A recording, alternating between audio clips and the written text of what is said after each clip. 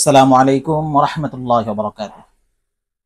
সম্মানিত সুধী, আজকে নামাজ বিষয়ে একটি গুরুত্বপূর্ণ মাসআলা আলোচনা করব। আমাদের এক মুহাব্বতের ভাই তিনি জানতে চেয়েছেন যে কখনো কখনো জোহরের নামাজের পূর্বে 4 রাকাত সুন্নতে দাঁড়ালে জামাত শুরু হয়ে যায়। তো এক্ষেত্রে আমার করণীয় কি? আমি কি সুন্নত পুরা করে জামাতে শরিক হব, নাকি সুন্নত ছেড়ে দিয়ে জামাতে শরিক হব? সম্মানিত সুধী, অত্যন্ত গুরুত্বপূর্ণ একটি প্রশ্ন। তো এক্ষেত্রে প্রথমে করণীয় হচ্ছে, যখন আপনি মসজিদে প্রবেশ করবেন, মসজিদে প্রবেশ করে দেখবেন যে জামাত শুরু হতে কতটুকু সময় বাকি আছে। যদি দেখেন যে সময়টুকু বাকি আছে সেই সময়টুকুর মধ্যে আপনি 4 রাকাত সুন্নত পড়তে পারবেন, তাহলে সুন্নতে দাঁড়াবেন।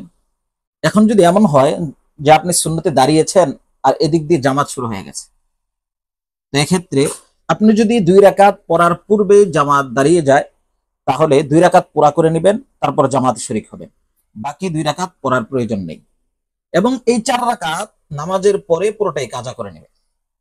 আর যদি এমন হয় যে আপনি তৃতীয় রাকাতে দাঁড়িয়েছেন বা চতুর্থ রাকাতে দাঁড়িয়েছেন, তখন জামাত শুরু হয়ে গেছে, এক্ষেত্রে আপনি 4 রাকাতই পুরা করবেন, তারপরে এসে জামাতে শরিক হবেন। এভাবেই নামাজ চালিয়ে যাবেন। আল্লাহ পাক রব্বুল আলামিন আমাদেরকে বোঝার এবং তার উপর আমল করার তৌফিক দান করুন।